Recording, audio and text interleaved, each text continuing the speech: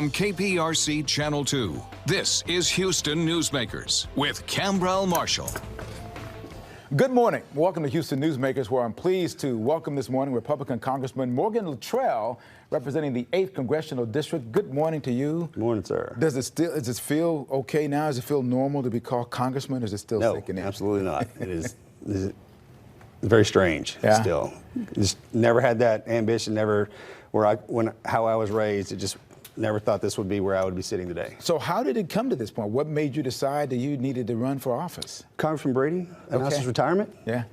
And I grew up in my district. It's my hometown. So you've all known, Kevin's been there for 25 years. Yes, sir. He's been my congressman for 25 years.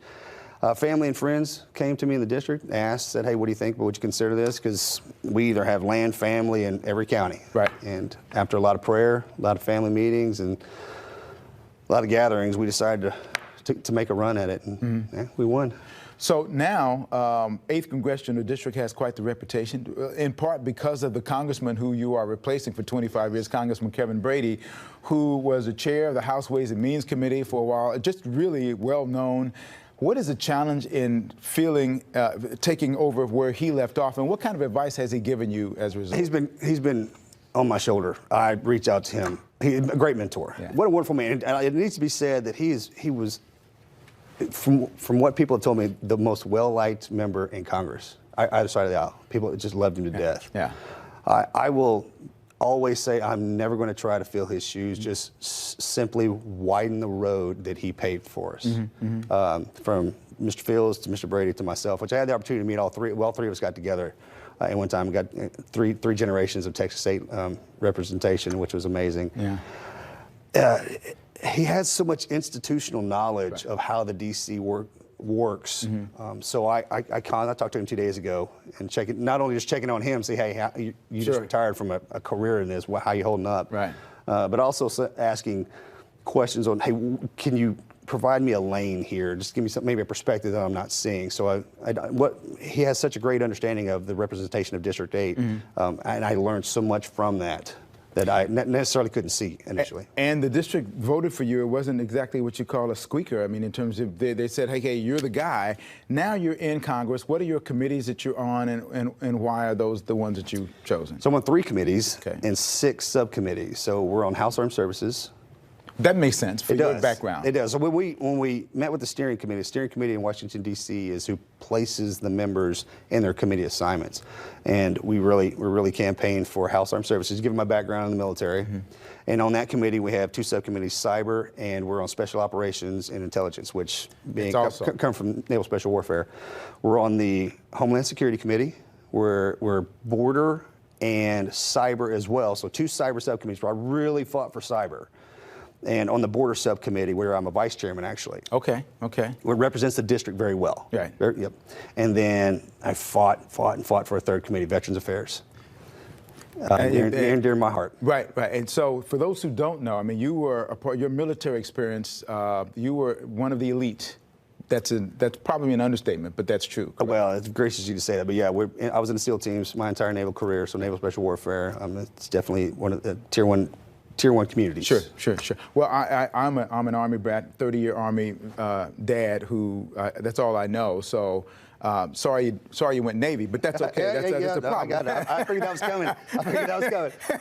You knew that was coming. Oh yeah. Every time I lay eyes on Wesley Hunt, it's the Army Navy thing. Well, I told him my first words I ever learned were "Go Army, beat Navy." I'm in passing, or if I close out a text message or an email to Wesley Hunt, it's "Go Navy, beat Army." So it's a thing. You guys are good. You in the same area doing some of the same stuff. Let's talk a little bit about what's been happening here recently. The United States is not actively taking a part in a war in Ukraine, but clearly is providing support. Last week, President Biden went there, spent some time there on the 1-year anniversary.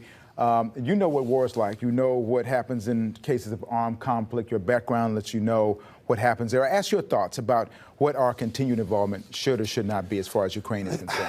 It's very challenging. And asking to be a member now and getting the briefings and the hearings and classified briefings on what's happening over in Ukraine. And after fighting 2 wars, I'll never want to put my sons in war. I don't want the Americans to go forward and say, hey, look, now we're active, we're in it.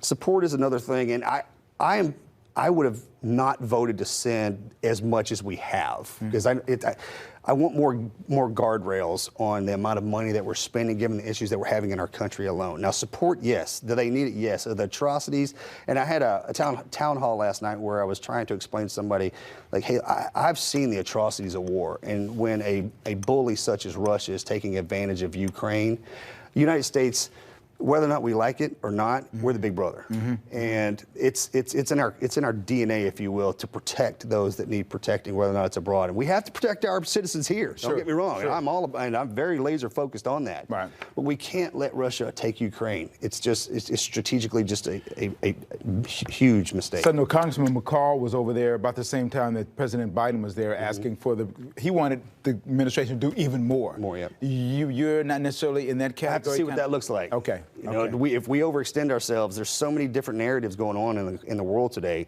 We can't deplete our oil reserves. We can't deplete our defensive postures. We can't deplete our way of life here in case it comes to our shores or we're pulled east. Right.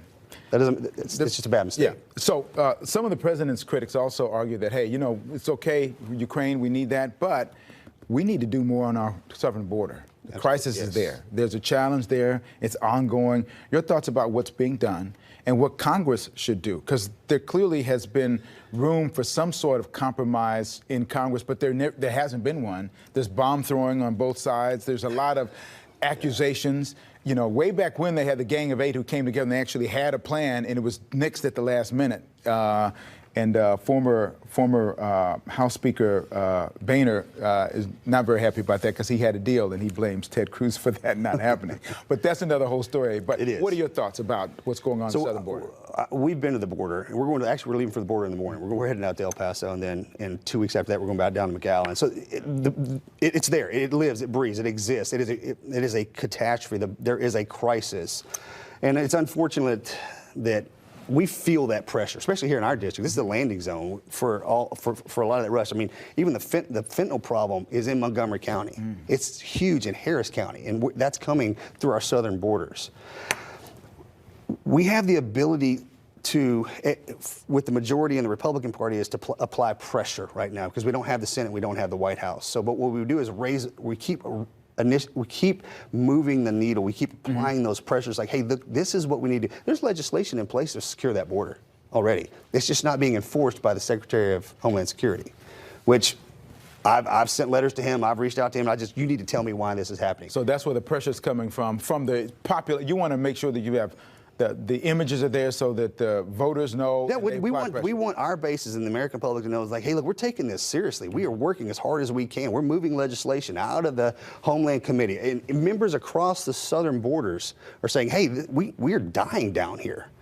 You're optimistic that something can get done? I mean, this is such a political football. It's a shame that it is a political football. Yeah. It shouldn't be that way. These are the national security and the livelihood of our citizens.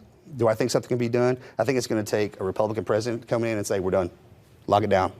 Okay. And then being able to enforce the laws that are in place. Okay. So we don't have to pass new legislation. We just have to get the administration to say, okay, hey, look, we're going to really get behind the laws here and start putting a tourniquet on this bleed. Well, you say a new Republican president, we'll talk about that. Yeah. We're going to talk more with Congressman Morgan Luttrell. Congressman Morgan Luttrell.